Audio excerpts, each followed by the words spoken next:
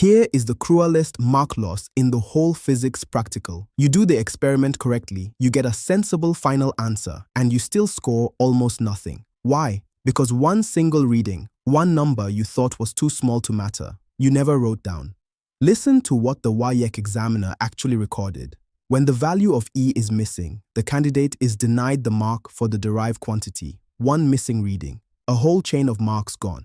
Today I show you exactly how that chain works and how to never lose it again. Let's start with how a physics practical is actually marked, because most candidates misunderstand it. You are not marked only on your final answer. You are marked on your raw readings, on any quantity you calculate from them, and on your graph. And here is the part that catches people out. Those marks are chained together. If a raw reading is missing, every quantity built from it is missing too.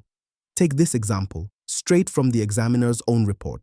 Candidates were measuring an electromotive force, E, as part of a circuit experiment. Many candidates did not bother to record E, perhaps because it looks like a small, unimportant number. But E was needed to calculate a derived quantity, Z. The examiner's words were exact. When the value of E is missing, the candidate is denied the mark for the derived quantity. One missing reading did not cost 1 mark. It cost every mark built on top of it. So, Rule 1. Record every reading, not just the ones that feel important, and record each one to the precision your instrument can actually give you. A meter rule reads to 0.1 centimeters. A reading like 14 centimeters with nothing after the decimal point is not a physics reading. It is a guess dressed up as one. The examiner recorded candidates who lost marks simply for writing a length with no decimal point at all, when the ruler could clearly give them 1. Rule 2 concerns your graph, and this is where good experimental work quietly falls apart. Choose a scale that lets you read your answer straight off the paper. The examiner's exact words were revealing. Candidates could not read the intercept directly because of their chosen scales and were compelled to calculate it instead. If you cannot read your intercept or your gradient straight from the grid, your scale was wrong from the start. A good rule of thumb: let each large square represent 1, 2, or 5 units. Never 3. Never 7. Rule 3. Before you accept a result, ask whether it makes physical sense.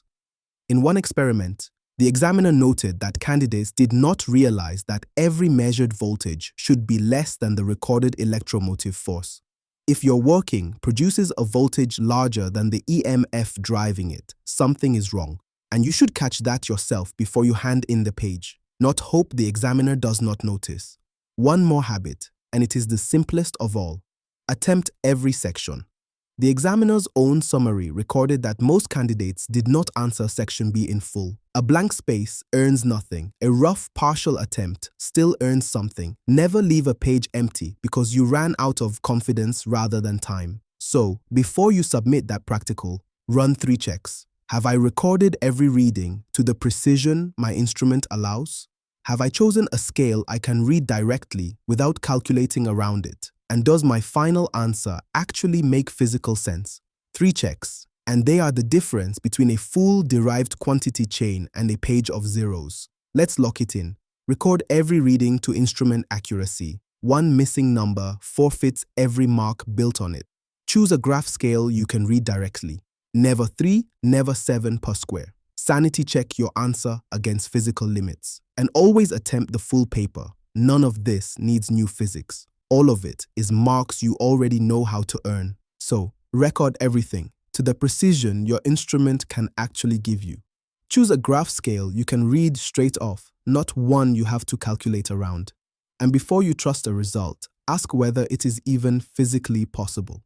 3 habits, all of them free marks you are currently leaving in the hall. I've put the checklist in the notes. Revise it on StudyRevise before your next practical. That completes all 3 sciences: biology, chemistry, and physics. Well done. See you in the next one.